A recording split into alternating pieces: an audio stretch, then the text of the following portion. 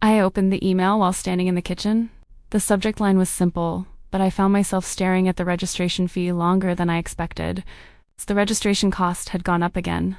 It wasn't a huge increase, yet it was enough to make me pause because I knew it was only the beginning. My mind started adding everything else. Uniforms, equipment, travel costs, and the season-ending event made that first number feel very different. In the living room, Mira was practicing the move she had learned last week. I smiled watching her, then looked back at the email. My name is Clara, and that was the moment I started asking myself a difficult question. Does supporting a child's dream mean saying yes to everything, or learning when to say no? The next morning, I made coffee while reviewing our monthly budget. Nothing looked unusual, but there seemed to be less room left between the numbers. Arman was getting ready for work when I showed him the email. He read it quietly and gave a small nod. It went up again. That was all he said, and I could tell he was already doing the math in his head. I carried that thought with me throughout the day. It followed me while washing dishes, folding clothes, and sweeping the living room. The number itself wasn't what exhausted me. It was the decision that came with it. I wanted Mira to have opportunities. I wanted her to explore the things she enjoyed and continue growing, but I also wanted our home to stay peaceful. For the first time, those two wishes felt as though they were pulling in different directions. A few days later, I found myself noticing other families more often. It wasn't intentional, and I wasn't trying to compare our lives. Some children seemed to be doing 2 sports at once. Others had music lessons, summer camps, or another new activity waiting for them. I started wondering if we were giving Mira enough opportunities. The question appeared quietly and stayed longer than I expected. I pushed the thought aside as soon as it arrived. Yet somehow, it kept finding its way back. The feeling returned while scrolling through other parents' posts. It followed me through photos, updates, and stories about their children. The more I looked, the stronger the feeling became. Little by little, I started feeling behind. It wasn't about being a mother. It was the growing feeling that I wasn't providing enough opportunities, and it quietly began to wear on me. One evening, I sat at the dining table and began listing every expense connected to Mira's activity. I wrote them down one by one without skipping anything. Registration fees came first, then shoes, uniforms, transportation, and extra equipment. The list quietly grew longer with each line. When I finally added everything together, I stopped for a moment. The total sat on the page while I looked at it in silence. The problem wasn't that we couldn't pay for it. The harder part was thinking about what we would have to give up in order to do it. I thought about our emergency fund, the house savings, and other needs waiting ahead. Each one seemed to occupy its own place in my mind. I began to notice something I hadn't fully considered before. Every financial choice also meant not choosing something else, and I realized that was much harder than I had ever imagined. I sat with that thought for a while before moving on with my evening.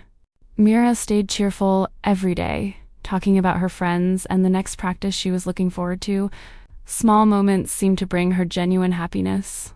I kept listening to every story she shared. I kept smiling and encouraging her the same way I always had. From the outside, everything looked completely fine, and in many ways, it truly was. But inside my mind, the calculations never seemed to stop. They stayed with me long after the conversations ended. If we chose this option, I wondered what we would need to postpone. The question kept quietly returning. If we chose something else, I wondered whether Mira would feel disappointed. I could never quite push that thought away. I was starting to feel tired from questions I had never said out loud. They stayed with me even in the quietest moments. One afternoon, I picked Mira up after practice. She climbed into the car holding a brochure for a new activity program. Her eyes lit up as she opened the brochure. She pointed to each page, eager to show me every picture inside. Before she even asked for anything, I felt a familiar sense of guilt settle in. It arrived quietly while I listened. While waiting at a red light, I asked softly, "Do you like all these activities?" The question felt simple as it left my mouth. Mira paused for a moment before answering. Then a small smile appeared across her face. "My favorite part is when Mom and Dad come watch me practice," she said. Her answer was gentle and certain. I fell silent after that. Because her answer was not really about the activities, it was about us. That night, Mira's words stayed with me long after the house became quiet. I lay awake, replaying the conversation in my mind. For a long time, I believed I was protecting her dreams. Every decision felt connected to helping her move forward. But as I sat with the thought, another possibility surfaced. Maybe what I had been protecting was my own fear. Fear of seeming like I wasn't doing enough. Fear of falling short, and fear that my child might be left behind. Yet when I thought about Mira herself, I realized she had never asked for all of that. Those expectations had not come from her. What she seemed to want was much simpler. Support, attention, and knowing that I was there with her. So as I sat with that realization, something felt different. The things she valued most had never come with a registration fee. The following night, after Mira had gone to sleep, I sat with Arman in the quiet of the house. The day had ended, but my thoughts were still moving. I finally spoke about everything I had been carrying on my own. The guilt, the pressure, and the fears all found their way into the conversation. Arman listened without interrupting. He stayed present, giving space to every word. After a long pause, he spoke quietly. He said he had never believed Mira needed to join everything. I looked at him and let his words settle. For a moment, I simply sat with what I had heard.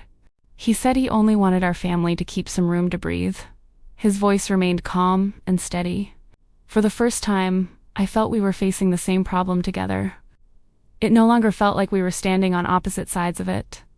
We decided to create a new rule for our family. It wasn't complicated, just something simple we could all follow. One child would focus on one main activity at a time. Seeing it written down made the decision feel clear and manageable. If a new interest came along, we would talk about it together before deciding. There was no rush to say yes or no right away. We also started looking at more affordable options. Community programs, school activities, and secondhand equipment became part of the conversation. It turned out there were many choices we had overlooked before. They had been there all along, waiting to be noticed. They weren't lesser options. We had simply spent so much time looking at the most expensive ones. Little by little, the pressure began to ease. Nothing changed overnight, but the weight no longer felt quite the same. A few weeks later, I sat quietly at the edge of the field while Mira practiced. The afternoon felt unhurried as I watched from my usual spot. She laughed, ran across the field, and seemed completely happy. For a moment, I simply watched her enjoy what she was doing. As I watched, a thought quietly settled in my mind. Children's dreams do not always need the biggest budget.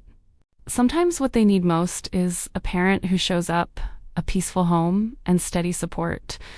If this story feels familiar, I'm glad you're here with our little family at Clara's Family Journal. And now I want to ask you something. Have you ever felt guilty about saying no to something your child wanted in order to protect your family's finances? And how did you handle it?